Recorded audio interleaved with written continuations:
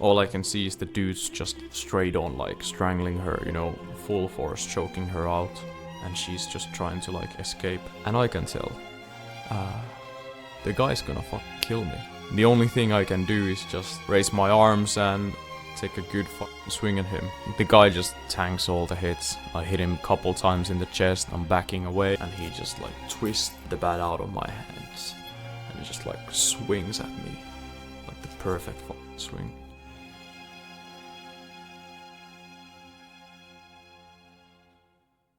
Hello, let me tell you the story how I got hit in the head with a baseball bat while I was trying to save my mom from being strangled to death.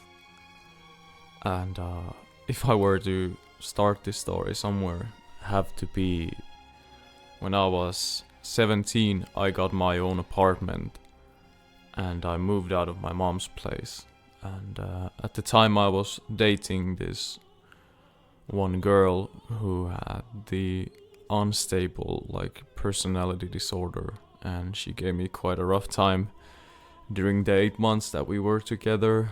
And when I finally broke up with her, she didn't really take the breakup too well, so she sent some guys after me and I got robbed twice in my own apartment. The first time was just 2 guys coming in and holding me at knife point, you know, choking me on the wall. And the second time was 8 guys coming through my kitchen window, this like huge ass rock. And yeah, they essentially wanted to take me out, but that's another story for another time. After those incidents, the social welfare office got to know about it, and they essentially just terminated my like rental contract, because they said, you know, hey, you're still underage and we don't think it's safe for you to live there anymore, which was totally valid. So they just decided that I need to move, and there weren't really any good options, so I just went back to my mom's place, cause it was supposed to be safer there. But my mom was dating this one guy who was a biker, and he belonged to this one gang and everything, and he was very violent and just all around a drunk and an asshole. And that's the main reason why I moved out from my mom's place. And now I'm back there. And the guy, he never really liked me. I really don't know why. He was very jealous of me, cause my mom gave me attention for being just totally fucked up, and you know, I just had the worst year of my life, and I was just a total mess. And the guy was jealous of my mom giving me attention, which is honestly insane. And I got to live on my mom's place for like a couple months, and I was just sleeping on the mattress, trying to get my life back together. And I've turned 18, and I think it was like a week or 2 after that, my mom got into a huge like argument with the guy, and that lasted for I think like several days, if I'm not mistaken. And then this one day they left out to drink, and well, it was obvious that the night's not gonna end very very nicely. So my little sister was also staying with my mom during the time, and we were like sleeping on the same room, and I think it was like maybe 2 a.m. We woke up to the noise of the guys like coming in, and they were like arguing, yelling at each other. The same mold happened like a billion times. And me and my sister, we were like just listening what's going on, just making sure that nothing happens, and we were obviously afraid of the dude. So they were both drunk, and the argument got like to the point where my mom just suddenly said the words, I think I want to leave you. I think this is done. And I'm like, oh shit. No, this is bad. And the room just went completely silent, and what felt like ages, we were just waiting to hear an answer. I was just waiting for something to happen, and I was just thinking, like, why isn't the guy answering like anything? He's like, why isn't he like, yelling? Why isn't he like exploding all over? Like, why is he so quiet? And we were like on the other room. We were just, waiting to hear something out. And after a long ass time, like, all I could hear was my mom's, like, this breathy voice of, she's trying to, like, say, help me. And I'm like, oh fuck. And I immediately like jump out of the bed, and I grab my like baseball bat, which was right next to me, and I ran to the other room where my mom was, and all I can see is the dude's just straight on like strangling her, full force, choking her out, and she's just trying to like escape.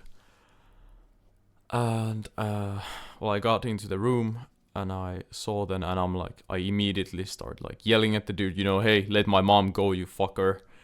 And he just sees me, and I can forever like remember his face. He's just those stone cold eyes. He has nothing going in there. He's just filled with this rage, and he's not there anymore. And he lets go of my mom, and he's coming towards me. He raises his hands. He's like furious, and I can tell the guy's gonna fucking kill me. And I'm like, fuck. And he starts coming towards me, and he's just like, I just know that he's about to fucking end my life right here and now. And the only thing I can do is just, raise my arms and take a good fucking swing at him. And I'll start hitting him in the head with the baseball bat. And I hit him fucking hard. As hard as I could. And there wasn't much else to do. And he was a big guy, a biker. And I was still like suffering from anorexia at that time. So I wasn't much of a fighter during that time, but I did my best, and I hit him in the head like 2-3 times. I actually broke his like the bone, I don't know what's it called, like under here, and nothing. The guy just tanks all the hits. I hit him a couple times in the chest. I'm backing away, from the room, and he grabs me. He just throws me into the wall, and comes right after me and just like swings me left and right, against the shelves and the walls, and just fucking throws me on like a doll. And we get real close, and that's the point when my like little sister comes out of our room, and she's like screaming, mom, like, what's her address? She's trying to call the police. And the guy like realizes, no, the fucking cops are coming. He's obviously very pissed about that. So He needs to end me quickly, I think.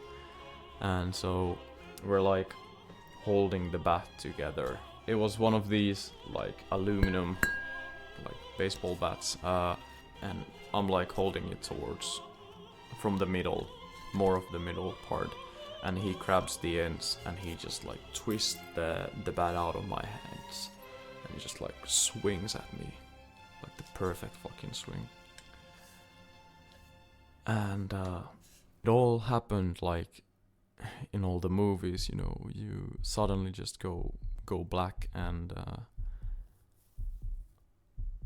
the next thing I hear is like this high-pitched noise just ringing in my head, and all the like noises are like very far away, and I'm like opening my eyes, and I can see my hand on the wall, and I'm like, it's all just blurry, and I'm like crawling on the wall, and then I'm like closing my eyelids, and after a few seconds I'm like opening them up again. I'm like further down the hallway, and I'm like stumbling to our living room from the hallway, and I'm like, you know, holding my head. I'm like thinking, what the fuck is going on? And just hearing the high pitch in my head, and all the voices, they're like coming back to me, and I'm like looking behind me, and the guy is still coming after me with the bat, and I start like screaming inside my head, you know, like, Jesse, you gotta wake up, come on dude, you gotta run, come on, you're gonna die, run. And then I wake up immediately, I'm back there, I realize what's going on, oh fuck, the guy's coming at me. I sprint through the living room to our like back door, and I'll like kick the door open, and I'll jump our like back door fence, and while I'm like going over the fence, my like ankle gets like stuck on it, and I just face plant on the fucking pavement, and like sprained my ankle really badly, and I just get up and I start running. And we're in Finland, it's like early February, it's like -15, -20 Celsius outside in the pitch black darkness, and I'm just screaming for help. I'm just running and calling for help. And a couple blocks down, I see one of our neighbor is on the balcony having a cigarette, and I'm like yelling at her, like, please, like, you gotta let me in, like, this happened, like, and she's like, oh shit, oh, okay, I'm coming down, I'll open the door for you.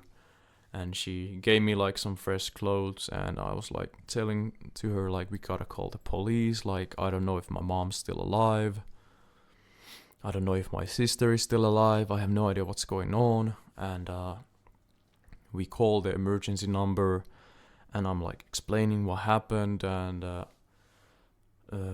couple minutes go by, and after that they're like telling me like, hey, you can come back to the apartment, that the police are there and everything is under control, and the ambulance is on its way, can you get there? And I'm like, sure, I'll be there in a minute. And my neighbor like walks me there just in case that something happens to me. And at this point I'm like limping very badly because I sprained my ankle, and the adrenaline was going down. And I'm just realizing like my head hurts like hell, and I'm feeling like shit, and I'm like, I can barely walk because I'm so dizzy and I can't really see straight anymore, and I'm just like losing my vision and everything. And I go home, and thankfully I see that my mom is still okay, my sister is still okay. The guy is nowhere to be seen, the police are there, and the ambulance just arrived, and the police got there like just a couple minutes too late. The guy just got away, he took the bat with him, so he left no evidence about it. And the ambulance people are like inspecting me, you know, they're taking a look at my leg, it's like swollen and everything, like, oh yeah, you sprained your ankle, but it'll be fine. And then they're like looking at my head and they're like, oh shit, like, how did you get this? Like, what happened? And I'm like explaining, yeah, the fight and like I got hit in the head with the bat. And the girl just goes like, oh, you know, how to explain this? Like, if I got hit 2 centimeters below, I would have died immediately from the hit. It was just that perfect of a hit. And that left me, you know, wondering like how close it was. And no wonder I was feeling like shit after that. But yeah, they're like asking me like can we go somewhere? My mom is like still in shock. She isn't like making any reasonable sentences, and my sister is like super scared. So I'm like trying to be the man in the house, even though I'm like the most beaten up. And I'm like telling them like I have an older sister nearby, we could go there. And they're like telling, yeah, that's a good idea since it's not safe for us to be there. The guy's still out there, he could come back, you know, we gotta leave. And my mom's like adamant, you know, no, I'm not going, like I need to find our dog, which got away during the like fight, because the guy left the front door open, so our dog like ran away during the fight. And I'm like trying to talk sense to my mom, like we need to go, it isn't safe for here, you know, the police can't stay here forever. And I'm like barely fucking alive, can we go? And she just straight out refuses, you know, she's like, nah, she ain't leaving without the dog. And so we just go, me and my little sister together. And it took us a long ass time to get to my sister's place, because I couldn't really walk. I just limped there, and my sister had to basically like carry me halfway through the trip. And we finally get there and everything is seeming better. And eventually my mom gets there as well. She found her dog and everything, which was lovely. But it was a rough night, I'll tell you that. I don't even know if the police found the guy during the night, but we had a trial about the whole thing, and I was obviously accused of aggravated assault, because I hit the guy with the baseball bat, and I was the guy who swung first. But the judge thankfully ruled on my behalf, and you know, it was clear that there wasn't anything else I could do, and my mom was in danger. And he was much bigger than I was. There was no chance of me like winning the fight anyways. And so all the charges were dropped, and the guy had to like pay me a pretty good sum of money. He didn't get any jail sentences, which I still think is pretty fucking crazy. And considering he like attacked my little sister as well and everything. And the craziest thing about this whole thing is that my mom and the guy, they're still together to this day. And that was for a long time very hard for me to accept that my mom, she just essentially abandoned her children for the guy. And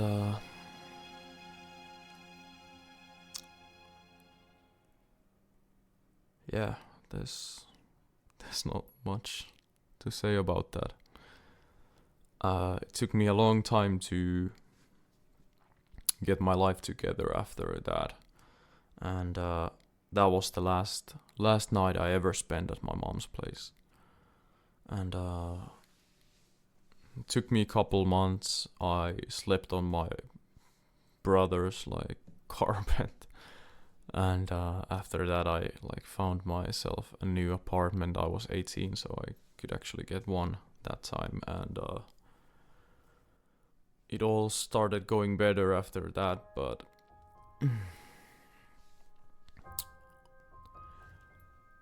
I've been afraid to tell these stories for a long time.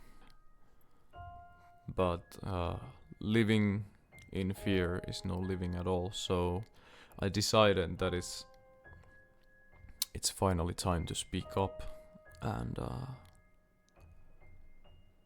start living, I guess. So thank you.